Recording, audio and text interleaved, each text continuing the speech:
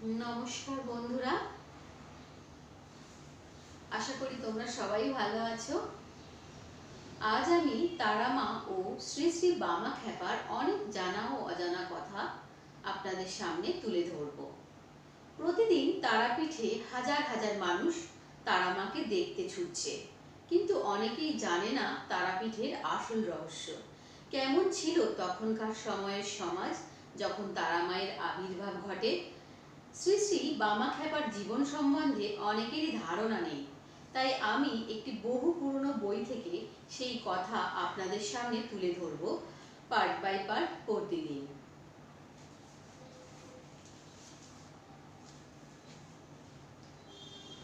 ভারতের ভাগাকাশে দুর্যোগের ঘন ঘটা, বিদেশি আর বিধর্মীর অত্যাচারে গোটা দেশটা যখন ব্যস্ত, হিন্দুর ধর্মকে কলঙ্কিত করবার, হিন্দুর সত্তাকে বিলুপ্ত করবার জবন আর মিলেছর দ্বিমুখী অভিযান।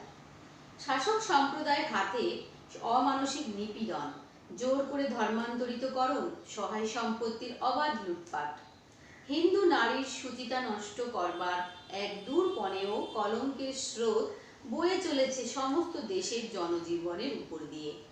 একদিকে জমিদারের উৎপীড়ন, অন্যদিকে শাসকের অত্যাচার, একদিকে জবন, অন্যদিকে ইংরাজ। অর্ধ শতাব্দী ব্যাপী সে ভয়ঙ্কর অত্যাচারের কথা অবর্ণনীয়। ধর্ম, রীতিনীতি, ভাষা সব কিছু লুপ্ত হতে বসেছে তখন।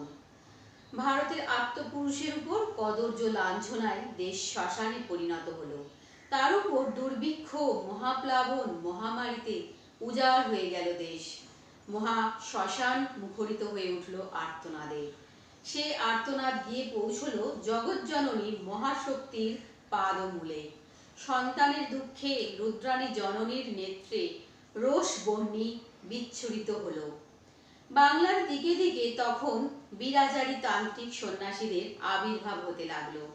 অসহ্য দুঃখ বেদনার ক্রন্দন কলরলে যখন সারা মাতৃভূমি মুখরিত, তখন জাতির আকুল আহ্বানে তাদের উদ্ধারের মন্ত্র নিয়ে সেই সব মহাপুরুষেরা জন্মালেন দুঃখের কুটিরে। আবির্ভূত হলেন তৈলঙ্গ স্বামী, আবির্ভাব ঘটল ব্রহ্মানন্দ, পূর্ণানন্দ, সর্বানন্দ, সাধিকা ভৈরবী, যোগেশ্বরী, রামকৃষ্ণ পরমহংস, সাধক বামাচরণের। একদিকে সাক্ষাৎ শিবমূর্তিতে তৈলঙ্গধর অনাগত জাতির কাছে ঘোষণা করলেন, ধর্মবিদ্বেষ করো না, আহার আদিতে ধর্মহানি হয় না। ভগবান মানুষকে মনের মতো করে তৈরি করেছেন এবং তার মধ্যে নিজের সকল শক্তি নিয়োগ করে জীবের সেবা করছেন। আজ তোমরা সেই শক্তি নিয়োগ করো। আর একদিকে আনুরের বিশালাক্ষীর মন্দিরে বালক গদাধরের অন্তরে মা আবির্ভূতা হলেন। তিনি নতুন শক্তিমন্ত্রে দীক্ষিত করবার দায়িত্ব গ্রহণ করেছেন। তিনি নিত্য সিদ্ধ পুরুষদের নিয়ে বিশ্ব সংস্কৃতির দম্ভকে চূর্ণ করে মাতৃনির্দেশ স্থাপন করলেন ভারতবর্ষে।